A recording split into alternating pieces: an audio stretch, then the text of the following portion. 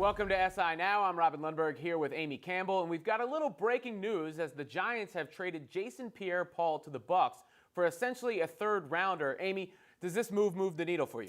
I don't know if it does for the Buccaneers. Obviously, they wanted to add another pass rusher. I think a third-round pick might be a little high for a 29-year-old. To me, this move is really about the Giants making moves and making some space. And maybe the move they make in the draft, perhaps they could select Chubb now with the second pick overall in the draft. He could become the player other than Saquon Barkley, or perhaps passing Saquon Barkley as the player most likely a non-quarterback to be drafted. Yeah, the best pass at the top of the draft. We'll talk to Albert Breer about the draft and Sam Darnold's pro day. But first, someone who definitely moves the needle. Oh, well, you know, we're required by law to talk about LeBron James here.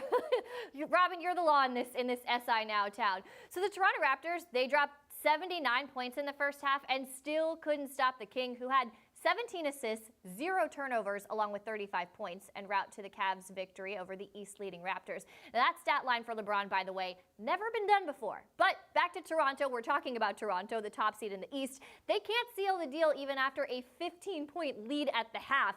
So, Robin, are we in for the same old Raptors this postseason? No, I think this is a different Raptors team, but we'll see the same result. Okay. You know, they are a better team with Van Vliet off the bench, with Siakam. You know, they're these guys that have surrounded their other core. But it takes a special team to beat LeBron James 4 out of 7 times. And I don't think Toronto is quite there, especially since he's in their head. You know, remember last year, DeRozan was like, well, we would have won the series if we had LeBron. Right. So DeRozan and Lowry, very good players. They're not Curry and Durant. And ultimately, that will be the undoing. We just saw LeBron stun on them last night without half of the Cavs rotation, first player in NBA history to have at least 35 points and 17 assists without any turnovers. I think we'll see the same sort of result in the playoffs, even if the Raptors are a better team this year. Yeah, LeBron's got their number, obviously. And it's funny to me that we're talking about this today because, you know, 2 months ago, we were saying, oh my gosh, the Cavs are falling apart. Like, the road is looking nice for the Raptors. And now we're starting to see things click. Kevin Love is back. They're looking good. Like you said, LeBron was able to do it with not even their full starting rotation there. So I can't predict if this year will be different. I know we've seen this before with the Raptors. They've had either the 1 or 2 seed the last 4 years, and they've never made it out of the East to the finals. So it's hard to say if they will do it this year. Well, when it comes to beating LeBron in the East, there's a difference between March headlines and May headlines. From the East to the Big East, as the conference thinks it may have a solution to some of the problems in college basketball.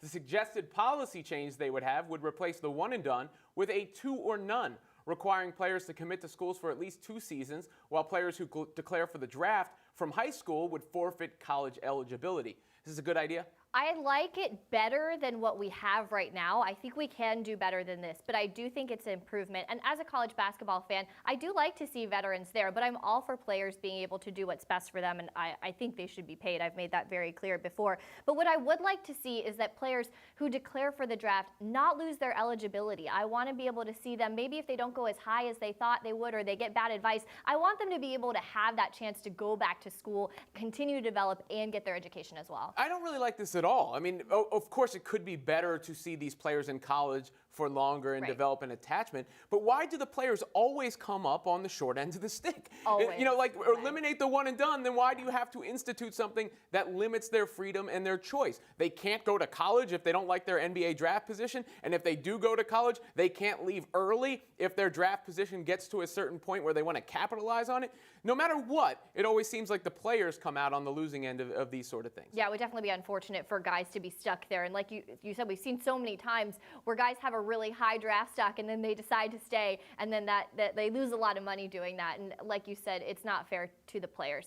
So switching now to the NFL, changes to the pass interference penalty are gaining some momentum. On the docket at next week's owners meeting is a proposal from the New York Jets to change it from a spot foul to a 15-yard penalty unless the foul is determined to be intentional by the refs. So, Robin, do you think they should make this change? Yeah, I don't say this often, so I want to say it right to the camera. Straight to the ice. Yeah, good job, New York Jets. This is a great rule change suggestion by the Jets here. The pass interference penalty is far too punitive. Yeah. I mean, the fact that a random little touch down the field can be a 50-yard gain is ridiculous. 15 yards sounds just about right for that penalty, but you need that exception. You need that judgment call to stop people from just tackling guys downfield when they haven't beat for a touchdown, because, of course, you'd much rather surrender 15 than 6 on the scoreboard. So overall, I like the idea of this rule change. We'll see if it actually takes place, because I've read some reports saying the competition committee isn't so keen on it. Right. I don't know why they wouldn't. This seems to fix everything to me, because the criticism to making it a 15-yard penalty has been, well, why would the defense not just take them out? But adding that element of making it a judgment call, if it's very obvious that happens, then it does become a spot foul. Obviously, when you add that element of a judgment call, then you get into different controversies there. But I think for the most part, we all have eyes. We can see this makes sense to me that they would do that. Sam Darnold had his long-awaited pro day yesterday after declining to throw at the NFL Combine earlier this month. So for more on this and on other NFL draft news, we now welcome in Albert Breer of the MMQB. Albert, the Stars were out at USC Pro Day to see Darnold throw. What were the league's impressions from his pro day and his draft stock? Well, Amy, it's pretty simple. I think that there's a consensus around the league right now. The Browns are going to take Sam Darnold first overall, and now the draft really starts with the Giants, too, at 2. Look, the questions he could answer out there, he did answer. I think throwing in the rain helped, because there's been some issues with ball security over the course of the last year for Sam Darnold. He showed arm strength, he showed accuracy, and the biggest thing is, he showed what everybody knew about him, which was that he can create on the run. And, I talked to Jordan Palmer about this coming out of the workout. He's his quarterback's coach, and, Palmer told me they really wanted to do things to highlight Sam's creativity, highlight Sam's ability to improvise, and they were able to do that out there. And so everybody that I talked to coming out of the workout, handful of teams were really, really impressed. Both the teams that need a quarterback and the teams that don't need a quarterback came away feeling like Sam Darnold's going to be the number 1 pick in about a month. Well, and we all saw that picture of Jimmy Haslam becoming best friends with Darnold's parents, so they'll be continuing that relationship in the future if what you're saying is correct. So let's move to your newest mock draft. You just dropped it. You've got quarterbacks going 1 through 4. This has never happened before. Right.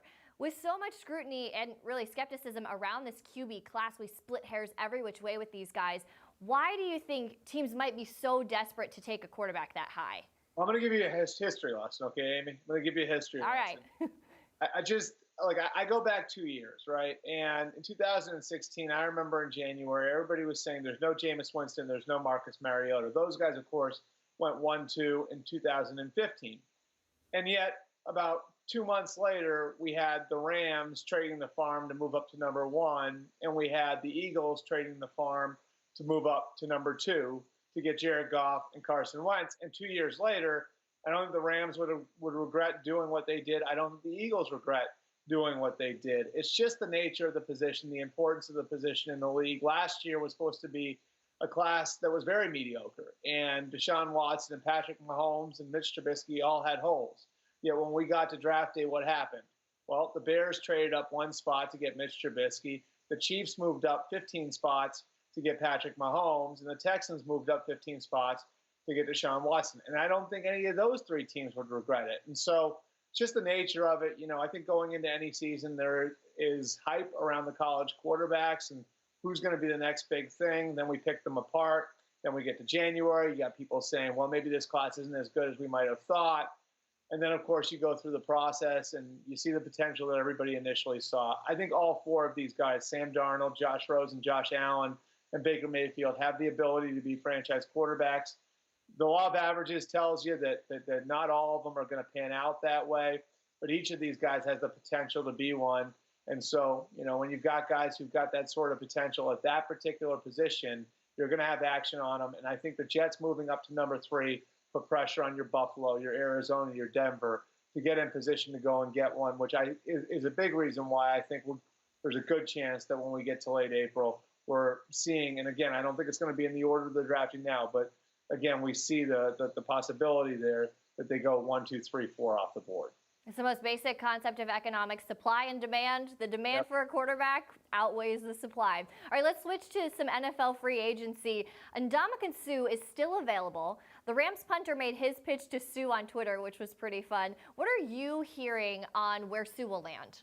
Well, I think it's significant that Ndamukong Suh, canceled his visit to the Raiders yesterday, and Obviously, now the freshest thing in his mind is the last place that he was, and the last place that he was the Rams. He's, of course, visited with the Titans and the Saints as well. I just look at the way things line up for the Rams here. Obviously, they're trying to take advantage of having a star quarterback on a rookie deal. They're in that window that the Eagles are in with Carson Wentz, where you've seen them over the last couple of years be very, very aggressive on the free agent market. When you've got your franchise quarterback on a rookie deal, it gives you financial flexibility, which is one reason why they were able to move some pieces around over the course of the last couple of months. They've shown they really want to take advantage of this window, trading for Aqib Talib, trading for Marcus Peters. And with a move like this, that would be another move that kind of falls right along those lines. And so we've seen the Rams really want to try to get in position to compete for a championship and capitalize on that window in 2018. I don't think it's any small factor either that they're going to be looking to sell the Inglewood Stadium, the suites, the advertising, all that different stuff over the course of the next year. And look, I think one thing that they really feel like works in their favor is the coaching staff they've got in place and their ability to handle personalities. Now, they're going to be asking a lot of those guys, the Sean McVays, the Wade Phillips, the guys who are in that building right now. They're asking a lot of those guys to manage personalities like Aqib Talib, like Marcus Peters, potentially like Ndamukong Suh. But I think they feel like they've got the head coach, the defensive coordinator, the staff to handle big personalities coming in, which is why they might look at Suh a little different than other teams do. Always great stuff, Albert. Thanks so much for joining us. You got it, Amy.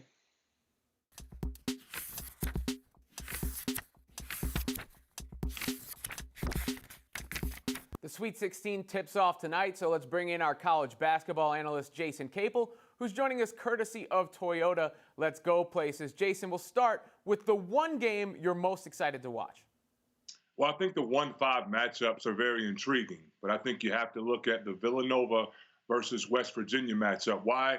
Because of styles of play. Villanova has shown that typically they've been the best team in the country all year. Great guard play. When you think of Jalen Brunson, the Big East Player of the Year, as steady as they come, Mikal Bridges is a lottery pick.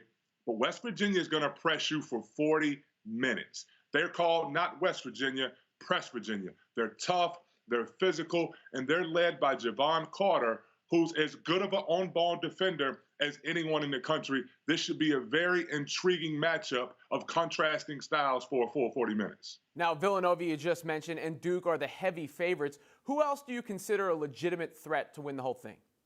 Well, everyone's talking about Kentucky, how they have an easy path, and I could not disagree with that anymore. There's no easy path. But I'm looking at Texas A&M. The way they completely took it to North Carolina a week ago, this is a team that was top 5 in the country early in the year. They have a pro right there that you see in Robert Williams, as well as Tyler Davis. That's their front line. That's their meat and potatoes. Those guys can beat you up. They're big guys that want to be big and play big, but everything hinges on their guard play. Gilder, as well as DJ Hogue, are guys that have to play well, and if they do, I think A&M can advance. I think A&M can make it to San Antonio, and as well as they're playing right now, no one will want to see the Aggies. Two things real quick. On Kentucky, how is their path not easy if for the first time in history the top 4 seeds from their bracket are all gone before the Sweet 16? Because it's about who's playing well right now. And when you look at what they're going to face, this is a team that they're facing ball clubs that are playing their best basketball. You look down at the pod that Kentucky's in right now. Kentucky is playing, could possibly play the winner of the Loyola Chicago, who they've just won with 2 buzzer beaters and have a higher power seemingly on their side right now, and Nevada, who's a team that it doesn't matter how much they're down. They score the basketball at such a high rate. Kentucky's playing well. They figured it out. They hit the panic button early in the year, but Coach Cal has done his best coaching job, in my opinion, this season. But there are no easy brackets. There are no easy pods. You have to show up for 40 minutes ready to compete with the championship mentality in order to advance. And what about Kansas? They're a 1 seed, a preeminent program, but I don't hear anybody talking about them. I think Kansas is going to have their hands full against Clemson. Clemson is playing great basketball. They have great guard play to go along with what Kansas has. When you think of Shelton Mitchell, Gabe DeVoe, Marquise Reed, who I believe should have been first team All-ACC, this is a team that lost their best player. They galvanized together. They're tough. They have good guards, and Elijah Thomas is a big guy inside that can control the paint and block shots. Kansas is very good, very formidable. Obviously, I'm a huge Devontae Graham fan. They have great guard play, but I just think when you look at the pod that Kansas is in, you think Clemson, and then you're thinking Duke as well as Syracuse. It could be very tough. Devontae Graham, one of those players we'll be watching, but come Monday, who's the one player we'll all be talking about? Well, I'm going right back to the Big 12 and a guy that could have competed with Devontae Graham for Big 12 Player of the Year if he wasn't injured for a stretch. And that's Keenan Evans of Texas Tech. This guy's a warrior. He's tough. Guard play is so vital in March, and he's one of the best guards we have left playing in college basketball. He makes a living attacking the paint, can knock down big shots. He shoots over 9 free throws per game. This is a guy that plays in attack mode. He's Texas tough, and he's led this team to where they are right now. But they have aspirations of moving on, and if the Red Raiders are to do that, a big reason will be Keenan Evans at the point guard position. Last one for you, Jason. How can you have the North Carolina jersey right next to the Duke jersey? Well, if you look closely, there's 25 and there's number 5 right there. Family is over everything. So we had the best of both worlds in our family. My brother was a Blue Devil for 4 years. There was a break in between, so there wasn't a Capel in the ACC. But then 025 came along and represented those Tar Heels as well. Good answer. We'll talk to you about everything that happened in the tournament on Monday. Appreciate it. All right, thanks, Robert. There are a lot of good teams going into Major League Baseball season, so that means there's some big favorites. I'm here with SI writer Ben Ryder to talk about which teams may unseat the favorites in their respective divisions. Let's start with the AL East, Ben, where clearly a lot of talk about the Yankees, but is it going to be their rival who could take them out? The AL East, I think, could be the most competitive of all, and it's clearly the Red Sox who represent the biggest threat to the Yankees. I wouldn't have said that until recently, but I think the signing of JD Martinez, quietly one of the best power hitters, could hit as many home runs as Aaron Judge or Giancarlo Stanton. If there's anybody in that division who's going to challenge the Yankees, it's the Red Sox. That always helps baseball, right? I mean, not an inventive point to say that Yankees-Red Sox would be good for the sport. But we'll get more interesting as we go along. All right, AL Central, who could take out the Indians there? Look, I actually think that the Minnesota Twins are a major sleeper this year. They were much improved last year, but you look at the moves they've made, shoring up that pitching staff, adding Addison Reed, he could close, trading for Jake Odorizzi. The guy that I think other teams should really be scared of, though, Robin, is Byron Buxton. He came along at the end of last year as the former number 2 overall pick. We can say right now, he's the best outfielder in baseball, he's the best base runner in baseball, and now he's flashing 25 home run potential. A superstar in the making in Minnesota to go along with the bolstered roster. They could give the heavy favorites, the Indians, a run. All right, on to the AL West. I don't know if you can pick against the Astros. I don't know if that's allowed at this point, is it? I think the AL West is a lock. The Astros are loaded. You look at all the other teams in the division, they've all got problems. Yes, the Angels added Shohei Ohtani to Mike Trout. We'll see how that works out.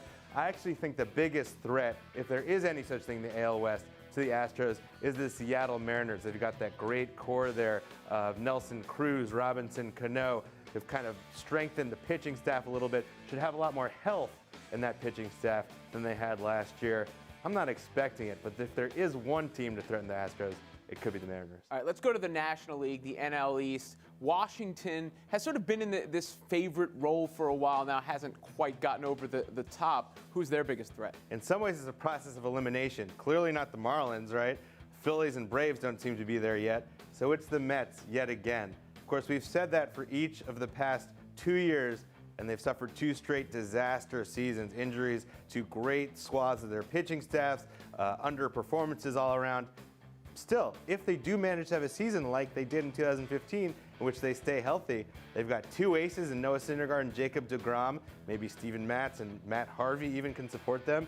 And they've really added to that offense with guys like Jay Bruce joining Yoenis Cespedes.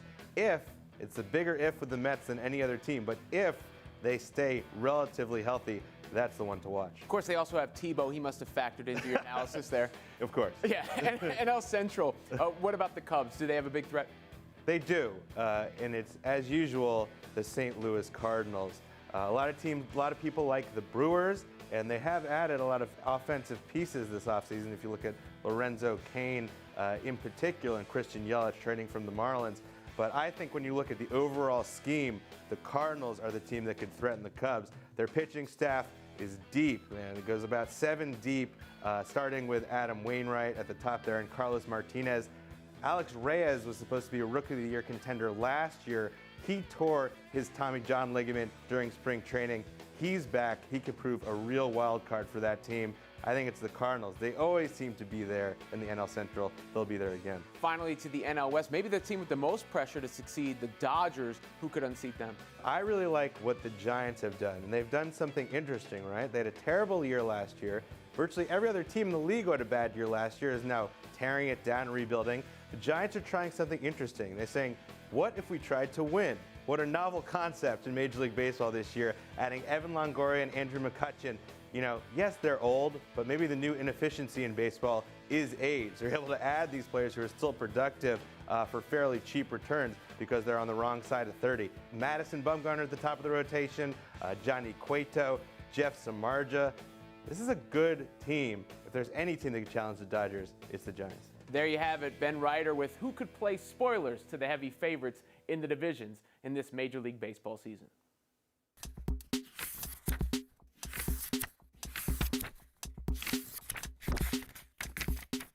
Joined now by actors, writers, producers, comedians, Blake Anderson, Anders Holm, stars of the upcoming Game Over Man, which drops on Netflix on March 23rd, an action comedy. We're going to talk about that. I'm really excited. It looks hilarious. Don't kill Shaggy. Sing It Wasn't Me. They want It Wasn't Me. I want It Wasn't Me. Sing It Wasn't Me. Sing it, Shaggy, please. Sing it, Shaggy. Honey came and she caught me red-handed, creeping with a girl next door. Picture this, we were both butt naked, banging on the bathroom floor. Let's talk some sports. We'll start with March Madness because we had a crazy first weekend of the NCAA tournament. I want to know how your guys' brackets are looking. Busted. Busted, so busted. Man. You're a big NBA fan. I know you're a big Warriors fan, Blake. So tell me, are you concerned about the amount of injuries that they have right now? Yeah, I was actually talking about it in the lobby. I'm like, I wonder if all my boys are going to be out there and healthy, you know, because so much of like this season, it was like, well, it's okay if one guy goes down because the squad is that deep, but like, I feel like everyone is injured right now. It's not good, but they're going to heal up. I'm not worried. We got this. No. So throughout the NBA, the current era that we're in, we've seen a lot of different big threes. And I know there's 3 of you guys that love to do work together. Actually, 4 of you. But yes, we'll have the ghost of Adam here. What NBA big 3 would the 3 of you compare yourselves most to? Oh, man. Did Big Baby play with, who was the little dude who dunked over Dwight Howard at one time? Nate Robinson? Yeah, did they play together ever? I don't know if they did, too. But what was there? I'm Big Oh, Baby. what about like Muggsy Bogues, Grandmama Johnson, and Zoe? There you go. Okay, That's who us. am I? You're Zoe. Who's up? Alonzo Mourning, dog. I'm joking, of course, I love sports. And obviously, Adam is Muggsy and I'm Grandmama Johnson. Right, that's Obviously. tight. You have the best commercials. Thank you so much. I love that I still refer to him as his commercial name. Yeah, Grandmama, great. they were great. He has a smile. So Anders, I know you were a swimmer at Wisconsin. Yeah. I want to know, how did your time as a collegiate swimmer prepare you for your career as an actor and a writer and a comedian?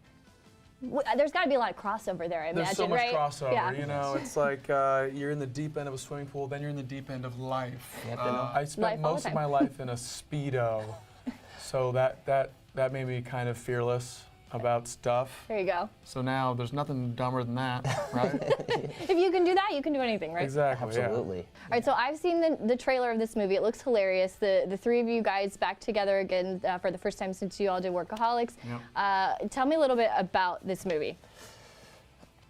Give it to him, Drop it on her, man. Blake, give it to her. Well, we've kind of been saying it's Die Hard meets Workaholics.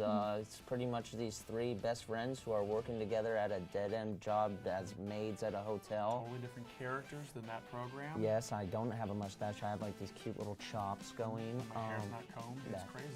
Well, we're very excited to see Game Over Man drops on Netflix on March 23rd. Blake Anderson, Anders Holm, thanks so much for joining us here at Sports Illustrated. We appreciate it. Absolutely. having us. Go Warriors. Go Warriors. Yeah, got one.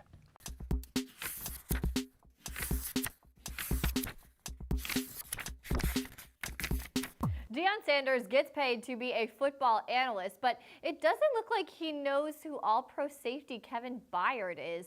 Prime said he thought Tyrann Mathieu was the best safety in the game, and when Byard tweeted at him to question him, Deion said this: "You're looking at writers who tell you who's the best. I know who players and former players feel is the best. I rest my case. You continue to be a fan, and I will continue being the man."